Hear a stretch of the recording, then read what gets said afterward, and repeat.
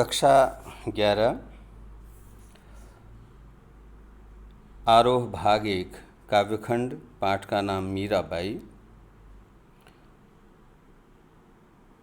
मीराबाई का दूसरा पद आज आपको पढ़ाया जाएगा। पद है पद घुंघरू बांधी मीरा नाची। तो सबसे पहले पद का वाचन करते हैं। पग घुंघरू बांधी मीरा नाची, मैं तो मेरे नारायण सु आपई हो गई साची। लोग कहे मीरा भई बावरी, न्यात कहे कुल नासी। विष का प्याला राणा भेजा, पीवत मीरा हाँसी। मीरा के प्रभु गिरधर नागर, सहज मिले अविनाशी। इस पद में जो कठिन शब्द आए हैं वो इस प्रकार हैं। साची, सच्ची। न्यात शब्द का अर्थ है कुटुंब, परिवार के लोग। कुलनाशी का अर्थ होता है कुल का नाश करने वाली। विष का अर्थ है विष, पॉइजन। पीवत, पीती हुई। हाँसी शब्द का अर्थ है हंसी। सहज शब्द का अर्थ होता है स्वाभाविक रूप से। तो देखिए, इस पद में भक्तिकालीन सगुण काव्यधारा की कवयित्री मीराबाई द्वारा जो कि रचित है, उन्होंने इस पद में बाह्य आडंबरों को त्याग कर श्री कृष्ण में लीन हो जाने की अपनी भावना का वर्णन किया है। पद का अर्थ देखिए। सबसे पहला है पग घुंघरू बांधी मीरा नाची। मीरा की कृष्ण भक्ति में इतना लीन हो गई है मीरा कि अब वह अपने पाँवों में घुंघरू बांधकर कृष्ण के समक्ष नाचने लगी है।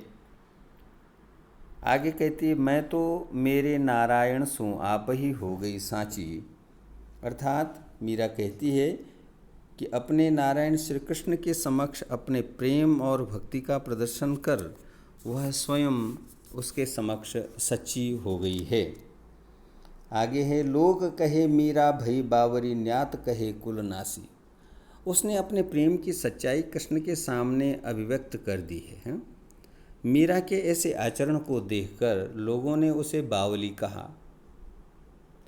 वे मानते हैं कि मीरा विवाहिता है और उसका कृष्ण के प्रति प्रेम मग्न होकर इस तरह नाचना अनुचित है।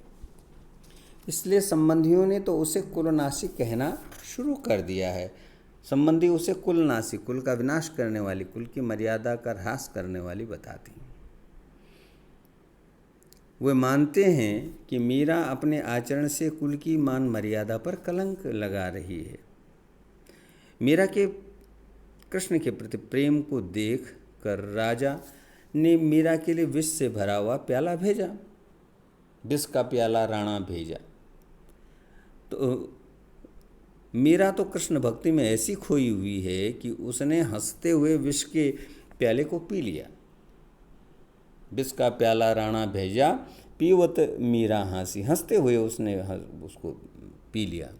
मीरा कहती है कि मेरे प्रभु तो गोवर्धन पर्वत को धारण करने, गिरधारी हैं, गिरधर कहा गया है भगवान को। तो मीरा कहती है कि प्रभु तो गोवर्धन पर्वत को धारण करने वाले हैं, वो अनश्वर हैं, अनीश्वर, वो जो उनको नाश नहीं होता, अविनाशी हैं। वे अपने भक्तों को अपने अविनाशी स्वरूप से बड़े ही सहज रूप से प्राप्त हो जाते हैं। मीरा की प्रभु गिरधर नागर जो कि बड़े चतुर हैं, सहज मिले अविनाशी, वो सहजता के साथ में प्राप्त हो जाते हैं। अर्थात जो कृष्ण से सच्चा प्रेम करता है वह अपने भक्त को बड़ी सरलता से प्राप्त हो जाते हैं। भगवान श्री कृष्ण उनको सरलता के साथ में प्राप्त हो जाते हैं। तो ये है ये कविता, ये पाठ। इस पाठ में देखिए अनुप्रास अलंकार का प्रयोग बहुत सुंदर ढंग से किया गया है। शांत रस का वर्णन है, प्रसाद गुण है इसमें।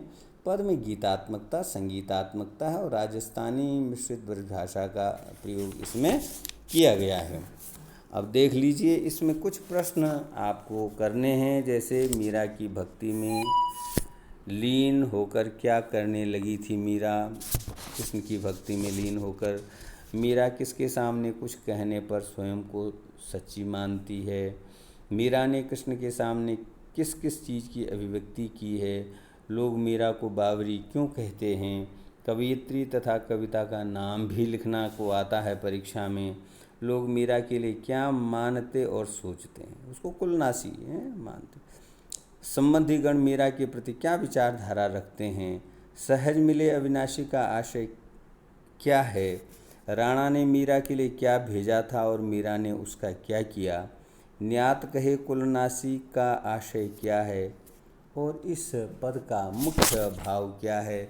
और इस पद में जो अलंकारों का प्रयोग किया है, जो काव्य सौंदर्य है इस पद का, उसको भी आपको लिखना है। तो बच्चों, आप इस पद का अर्थ लिखें और जो प्रश्न मैंने यहाँ पर बोले हैं उन प्रश्नों को नोट करें और उनको नोट करके फिर आप अपनी कॉपी पे इसको लिखें। बार बार इसको पढ़ें, गाएं इस पद को, हैं बार बार गाएं, याद हो जाना चाहिए। तो दीजिए, आज का पाठ यही है। धन्यवाद।